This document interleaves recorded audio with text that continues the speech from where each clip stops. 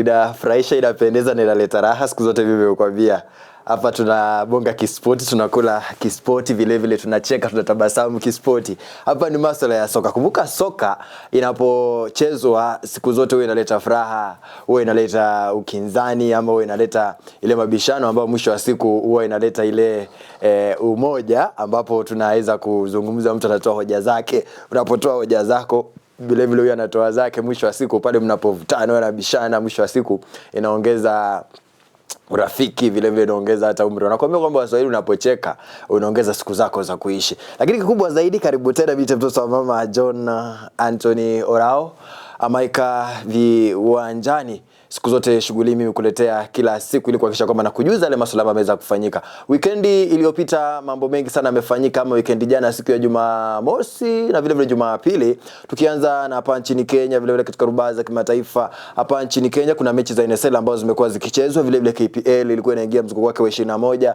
na vile vile EPL kule katika rubaa za kimataifa ilikuwa inaingia mzunguko wa kwake wa 20 na 6 kama sijakosea. Tukianza na punch Kenya katika ligi ile ya NSL, kumbuke kwamba ilikuwa inaingia katika mzunguko wake wa 21, ambapo mechi nyingi zilichezwa. Daraja Gogo alipiga dhidi ya Mombasa United, pale ambapo Mombasa United walipata ushindi wa magoli 2-1. Vihiga United waliendeleza masaibu yao ya kupigwa baada ya kuweza kupigwa 4-0 na yule Manazoia. Siku ya Jumamosi Nairobi City Stars walipata ushindi wa magoli 3-2 dhidi ya Fortune Sacco, huku Kisumu All Stars wakapigwa magoli 2-0 na ile timu ya 3KFC.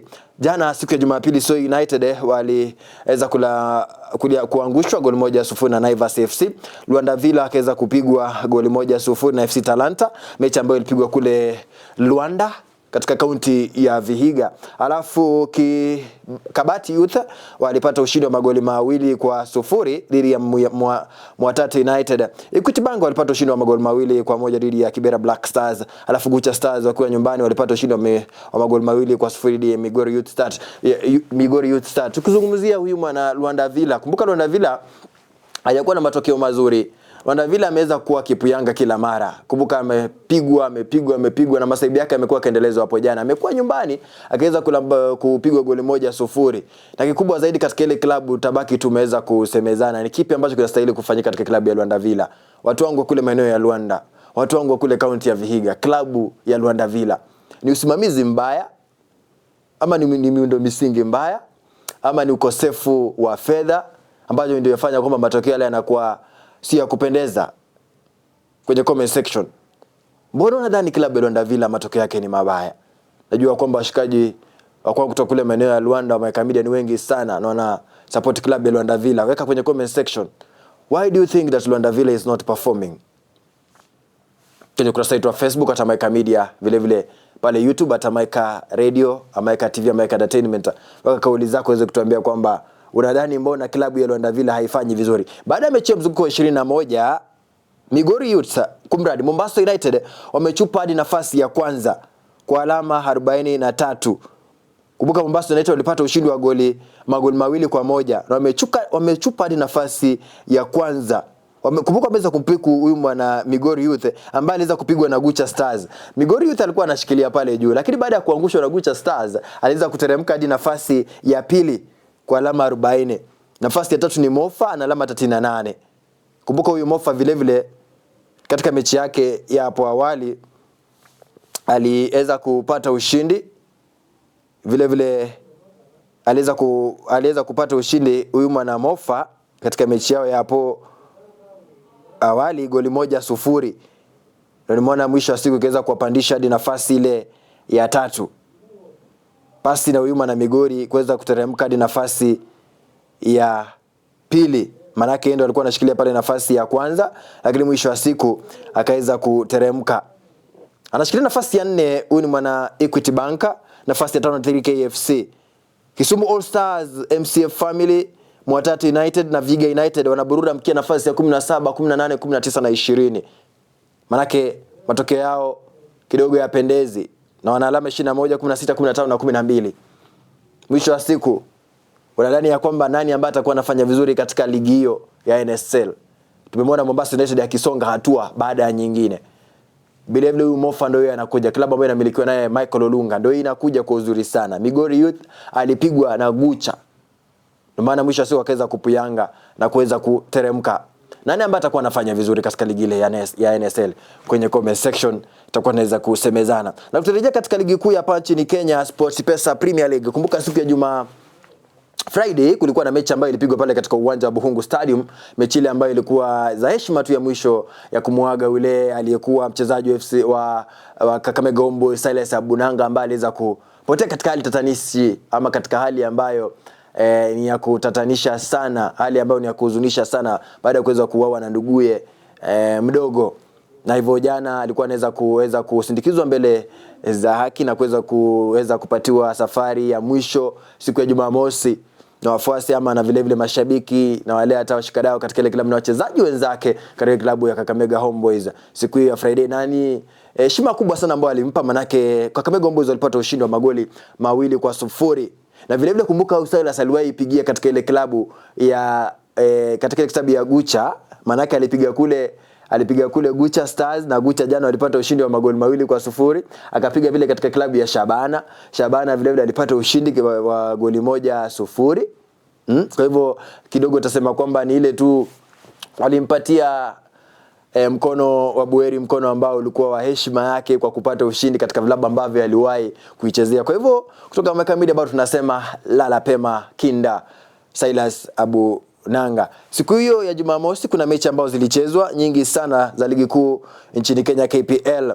Kumbuka ya kwamba Shabana alipiga dhidi ya Tusker akapata ushindi 1-0. Shabana Murang'a Seals akaweza kuangushwa magoli 3-2 dhidi ya Bandari FC. Nairobi United waliweza kupata ushindi wale wana Nai Boys wa magoli 3-0 dhidi ya Bidco United. Mathare United walitoka sare ya kufungana goli 1-1 dhidi ya Kariobangi Sharks. Alafu FC Leopard akaendeleza msururu wake wa matokeo mazuri kwa kupata ushindi wa magoli 2-1 dhidi ya Posta Rangers. Alafu hapo jana Tusker akatoka sare ya goli 1-1 dhidi ya Posta Rangers. Kumradi sio hayo matokeo ambayo nilikuwa nayataka. Hapo jana Gor Mahia alipata ushindi wa magoli 3-0 dhidi ya Mana KCB. KCB jana wale wana benki kidogo kidogo wale kwa sawa sana kwao. Mwisho wa siku akaweza kumwachia Gor Mahia na akapata ushindi wa magoli 3-0. Alitoka sare Ulinzi Stars dhidi ya Ulema na APS Bometa. Kumbuka wale mafande wale kutoka sare ya kutofungana, na vile vile uwanja ulikuwa mbovu sana, mvua ilifuja. Na vile vile kuna taarifa ambazo zinasaga mtandaoni ya kwamba ule kocha wa Sofapaka mwite Abdalla Juma alijitokeza hadharani kusema kwamba katika ligi kuu hapa nchini Kenya kuna baadhi ya maafisa katika ligi kuu ile ya FKF na vile vile referee na hata wachezaji ambao wanajihusisha katika masuala ya match fixing ama masuala ya upangaji wa matokeo ya mechi. My question this morning, unaona kwamba is it true that soka la hapa nchini Kenya kuna match fixing? Na kwa kweli utaweza ukatazama kwamba baadhi za mechi unaona kila fulani inaelekea kushinda, lakini mwisho wa siku wanaachia, unabaki unajiuliza yenyewe ni makosa ya goalkeeper kweli? Ni makosa ya wale walinzi kweli? Ni makosa wale walinzi kweli? Kumbe by the end of the day kuna match fixing. Kwa hivyo nakubaliana na kauli yake Abdalla Juma, kocha wa Sofapaka, ya kwamba kuna match fixing. Ama baadhi sio zao usingizi ya jua, balake yeye mwisho wa siku Sofapaka imekuwa ikiweza kutandikwa tu. Mechi yao wale wamepigwa na Kariobangi na Kakamega Homeboyz ugani Buhungu 2-0. Do you think that there is match fixing katika soka la hapa nchini Kenya? Na ni jambo ambalo mwisho wa siku ikiwa kama litatatuliwa mapema, basi mchezo wa soka utakosa ladha. Maana once they are match fixing, by the end of the day hakuna haja sasa mashabiki kwenda uwanjani, because by the end of the day club tayari shauza alama. Nothing, no need of we going kwenda pale uwanjani kusupport club ya kwetu.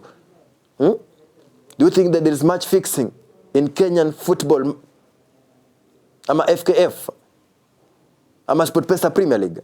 Kwenye comment section tuambia kwamba kama unadhani ya kwamba kuna match fixing, na kama vile vile uko na tuseme kwamba uko na nasema kwamba you have the evidence, uko na uhakika na una evidence kwa karatasi, njoo ukatuonyesha kwamba useme kwamba yenyewe Antonio there's match fixing, this and this has been happening. Itakuwa napenda sana ikiwa utaweza kuweka kwenye comment section. Na vile vile kuna taarifa ya kuhusiana na klabu ama na timu ya Harambee Starlets ya kwamba hivi sasa watakuwa wanaweza kuzuru katika ile maeneo ya Abidjan kuweza kupiga mechi za kirafiki. ili kuweza kujipasha tu misuli moto kwa minajili ya kupisha michuano ile ya AFCON ambayo itakuwa inaanza tarehe 17 mwezi Machi. Kwa hivyo kila laheri kwa timu ya Harambee Starlets katika mechi hizo za kirafiki, alafu mwisho wa siku inapojiandaa katika mashindano yale ya AFCON itakuwa inafurahisha sana. Na vile vile hapo jana tumemwona Ben Mikati akishuhudia mechi ya Kenya Police katika uwanja ule wa Annex, na inaonyesha kwamba unapomuona hivyo mwisho wa siku amekuja kusaka talanta, kuja kuangalia kikosi chake kitakuwa kwa vipi. Manake AFCON imefika na AFCON iko na sisi hapa. Tukivuka katika rubaza za kimataifa kwa haraka tena sana, ligi ambayo inaizwa na wengi, mechi mzunguko wa 27, Crystal Palace dhidi ya Wolves. Palace akapata ushindi dakika za chinja ua, dakika zile za mwisho. Forest akaangusha 1-0 vile dakika za mwisho dhidi ya Liverpool. Sunderland akapata kichapo cha magoli 3-1 na Fulham. Spurs akaweza kuangushwa magoli 4-1, ndio mechi ambayo ilikuwa na magoli mengi sana. Arsenal tutakwambia kwamba Courage Eze vijana fanya kazi nzuri sana katika klabu ya Arsenal, magoli 4-1. Siku ya Jumamosi Aston Villa toka side dhidi ya Leeds kufungana goli 1-1. Brentford dhidi ya Brighton akapata ushindi magoli 2-0. Chelsea toka sare ya 1-1 dhidi ya Burnley angalau jiji. West Ham toka sare na Bournemouth. Choma beti ya wengi sana. Man City dhidi ya Newcastle, City akapata ushindi akiwa nyumbani magoli 2-1. Alafu leo hii siku ya Jumatatu saa 5 usiku atakuwa anashuka dimbani Everton dhidi ya Manchester United. Do you think that Manchester United will do it well tonight? Manake mara nyingi tumemwona Manchester akifanya vizuri siku ya Jumapili, lakini leo hii Jumatatu, do you think that Manchester United will do wonders? Kwenye comment section tuambia kwamba unaona nani ambaye atakuwa anafanya vizuri katika ligi ile, na vile kama Manchester United atakuwa na hakisha kwamba anapata ushindi usiku wa leo. Arsenal anaongoza ligi kwa alama 21, atakwambia kwamba ndovu ni kwako pale juu, anapepea tu, atingiki. Alama 21. Nafasi ya pili Manchester City alama 56. Alama 6 sasa, pengo kubwa sana amepanua. Unipati mie. Aston Villa nafasi ya 3 ana alama 51 baada ya kutoka sare. Chelsea nafasi ya 4 ana alama 45. United ana mechi moja mkononi. Ikiwa United atakuwa anashinda basi atakuwa anarejea nafasi ya 4 leo hii. Nafasi ya 5 Manchester United ilivyokujuza. 6 ni Liverpool 45. Alafu 17, 18, 19, 20 mtawalia ni Nottingham Forest, West Ham United, Burnley na Wolverhampton. Also talk to me. Nani ambaye atakuwa anafanya vizuri katika ligi ile ya kule Ulaya ama ligi ya EPL? Kwenye comment section itakuwa inafurahisha sana na itakuwa inapendeza sana. Na namna ambavyo mambo yalivyo makubwa na mengi zaidi tupatane katika gaya la spoti, manake kule kutakuwa na mengi sana ambayo tutakuwa naweza kusemezana katika jukwaa hili la spoti. Kumbuka nimekuwa kwa mtoto wa mama, kijana wa Wanyore, kijana ya Luanda, kijana ya Vihiga, John Anthony Orao. Na hii ni Amaka Radio, sauti yetu hii. Usibonyeze kidude, endelea kugana nasi.